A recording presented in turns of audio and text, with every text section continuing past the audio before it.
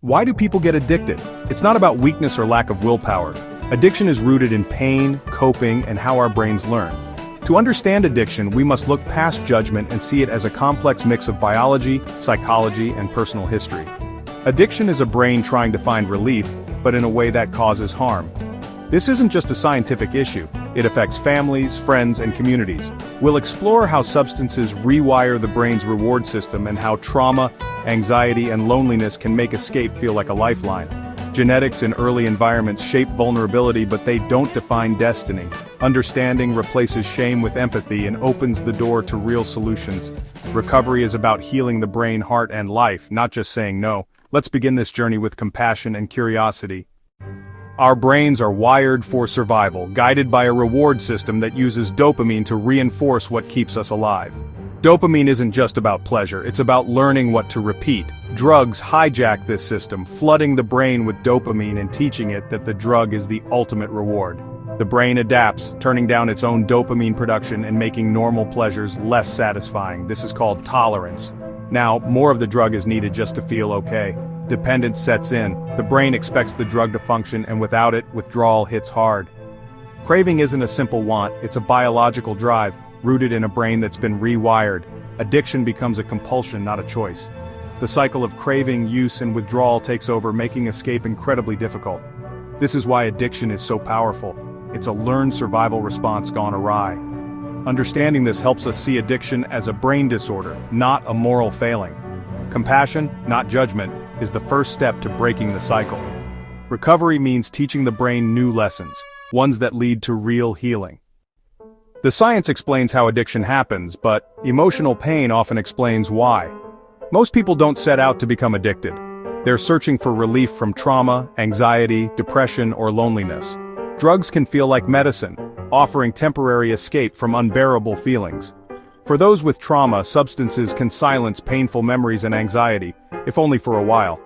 Loneliness is another driver. Drugs can create a false sense of connection or companionship. But the relief is fleeting and the cycle deepens the pain. Addiction is often a symptom of deeper wounds, not just a problem with the drug itself. Healing means addressing the underlying pain, not just stopping use. Recovery is about building safety, healthy coping, and real human connection. True healing is the journey of mending the whole person. Why do some people become addicted while others don't?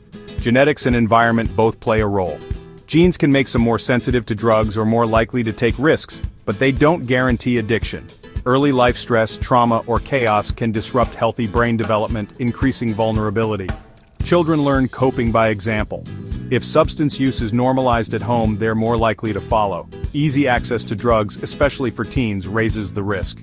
None of this is about blame, it's about understanding risk and where we can intervene. Supporting families, teaching coping skills, and creating safe communities can make a real difference.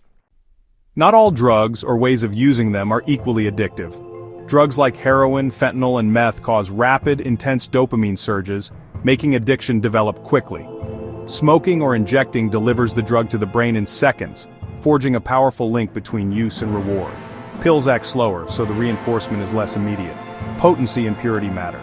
Illicit drugs are unpredictable, and fentanyl's strength makes overdose and addiction risks skyrocket. Understanding these differences helps tailor prevention and treatment. The substance and the method both matter. Knowledge saves lives and shapes smarter responses. If addiction is so destructive, why can't people just stop? Addiction physically changes the brain, weakening self-control and strengthening cravings. Withdrawal is agonizing, sometimes even life-threatening, making relapse feel like the only escape.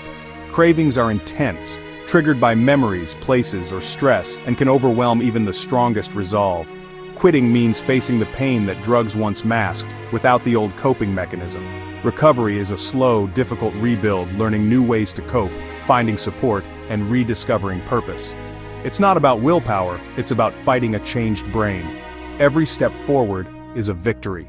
Compassion and support are essential for lasting change. Understanding addiction as a brain disorder, not a moral failing, brings hope and lifts shame. Recovery is possible. It's a journey of healing, relearning, and reconnecting with life's real joys. Support is vital. Therapy, groups, medical care, and loved ones all help build a foundation for change. Setbacks happen, but every small step forward matters. No one has to walk this path alone. Community and compassion make recovery possible. If you or someone you love is struggling, know that healing is possible. The brain can change, and so can your life.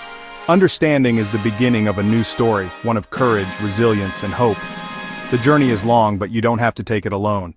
Reach out, hold on to hope, and take the first step toward healing. Follow us on TikTok at Recovery, Journey 33, Instagram at Recovery, Journey 33, and Recovery, Journey on Rumble for more contents like this. Don't forget to subscribe, leave a comment, or share. See you on the next one.